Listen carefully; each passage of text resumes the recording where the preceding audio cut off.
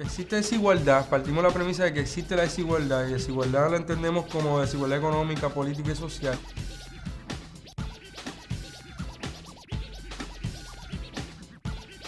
Hemos dado todavía con la razón de su existencia para usted, Elizabeth Escobar. ¿Cuál es el origen de la desigualdad entre los humanos?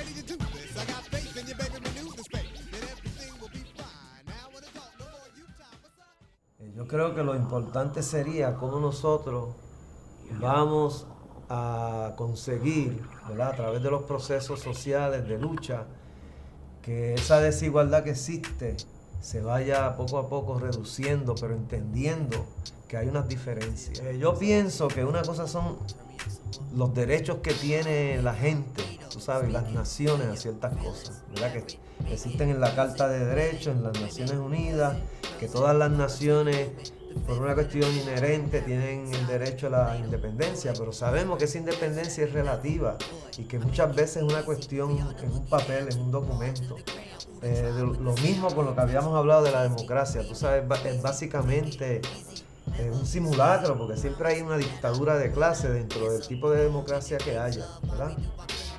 Entonces, la igualdad es algo que yo lo veo solamente en el derecho que tienen la gente, por no decir ciudadanos, a una educación.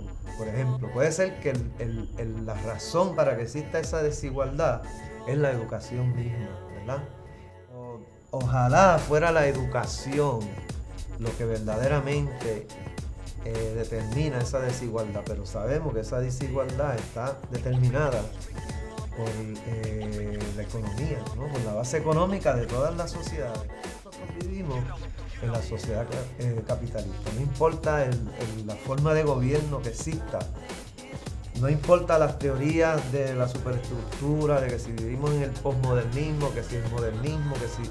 Tú sabes, vivimos todavía en el capitalismo. O sea, uno puede establecer, en cada teoría hay conceptos y pueden ser correlativos con otras teorías, pero pueden ser distintos, tú sabes, depende del contexto de la teoría. Pues uno puede decir que hay una diferencia entre la fuerza y el poder, ¿verdad? Las relaciones de fuerza y las relaciones de poder, que todos tenemos poder. El poder está en todos sitios.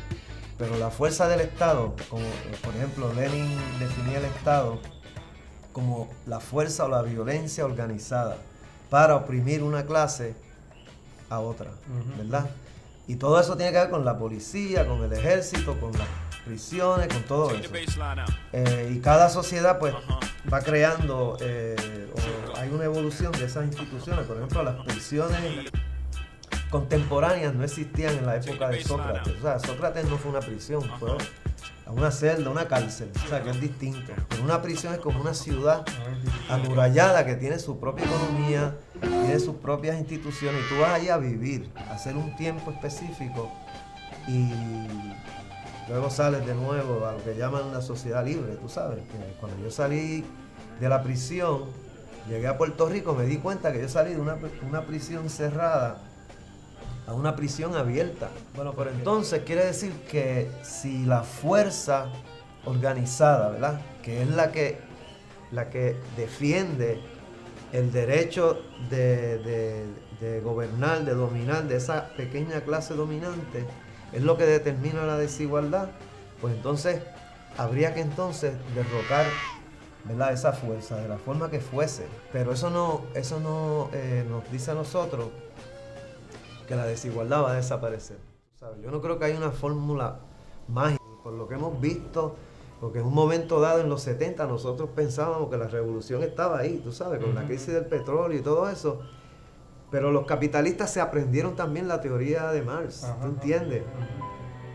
Y aplicaron un montón de cosas como las tarjetas de crédito cuando había una crisis y no se podía comprar porque no había chavos, pues se inventaron las tarjetas de crédito.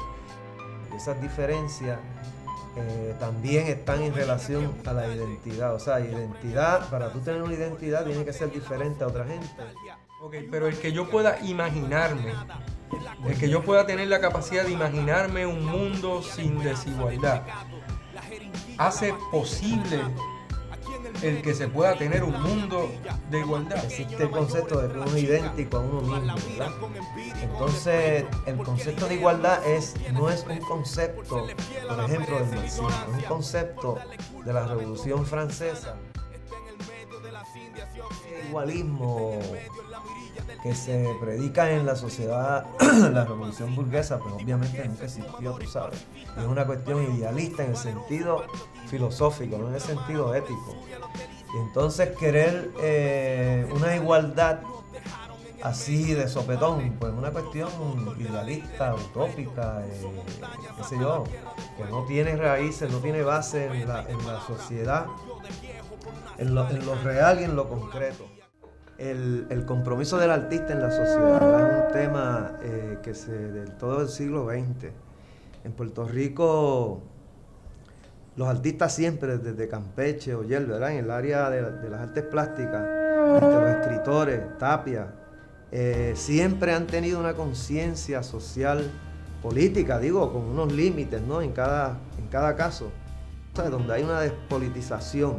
La gente habla de que si eso es político, pues obviamente es político, tú sabes, pero no es politiquería. Pero la despolitización es cuando el estudiante, el profesor, pierde ya el sentido del contexto donde vive y no se da cuenta que todo lo que está sucediendo tiene que ver con decisiones que se hacen desde los niveles del poder del gobierno, ¿verdad? De la administración colonial, tanto como el nivel federal en el caso nuestro. Entonces, el arte político, por ejemplo, es una respuesta a esa falta de conciencia, pero también hay que tener cuidado porque el arte no solamente es un panfleto que repite el discurso del político, o sea, el discurso político te lo transforma o te lo devuelve igual, pero con imágenes, por ejemplo. O sea, yo creo que el arte, el artista, la práctica artista en el sentido más amplio, ¿verdad? Es una forma de conocimiento, pero es un conocimiento simbólico. Y como te dije ya, tú sabes, muchas de las cosas que suceden en el área de la revolución vienen del área primero del arte, tú sabes, que se dieron unas revoluciones en el pensamiento simbólico que luego trastocan, tú sabes, el pensamiento político directo.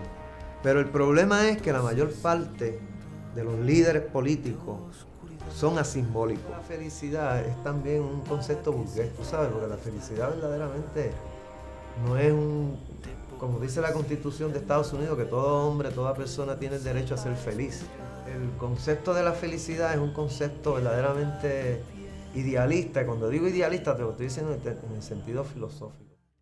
Entonces, si yo, por ejemplo, pienso que hay una forma o una fórmula en que yo estoy satisfecho y ya no necesito nada más, pues entonces estoy fuera de esta realidad que nosotros conocemos. Para mí el arte, por ejemplo, es una forma no solamente de representar en el sentido clásico, pero representar en el sentido de volver a presentar. Tú sabes, como la vida misma, hablando de la vida. Y ver las contradicciones, los conflictos, pero no dar soluciones a eso. ¿Entiendes? Porque no es que hay cosas que no tengan solución. Lo que sucede es que uno, para poder solucionar ciertas cosas, uno tiene que entender que después que soluciones eso, viene otro momento más que tú no sabes si lo vas a poder solucionarlo. Entonces tienes que comenzar de nuevo otro proceso. Entonces, para mí lo más hermoso, o sea, lo más bello, lo más significativo es que tú partas de lo que tú eres y a la misma vez luchar contra todas las injusticias que a nosotros nos parecen que no deben existir, porque son problemas falsos. ¿Por qué yo no estoy supuesto a hacer eso? Pues es un problema falso, tú sabes. Y ahí, en toda la historia humana, en las distintas sociedades y culturas, se ha ido poco a poco transformando, tú sabes, Pero hay una fuerza reaccionaria. En este caso, las fuerzas de Estados Unidos han parado todos los esfuerzos de transformación de sociedades que están bien atrasadas y han puesto a las clases más atrasadas en el poder, ¿entiendes? Y pues eso es parte de esa desigualdad, porque no hay suficiente juicio, conocimiento para que algunos seres humanos, algunos grupos sociales puedan hacer unas decisiones inteligentes, tú sabes. lúcidas, basadas en qué es lo que, tú sabes, qué es lo que es importante en la vida de cada cual.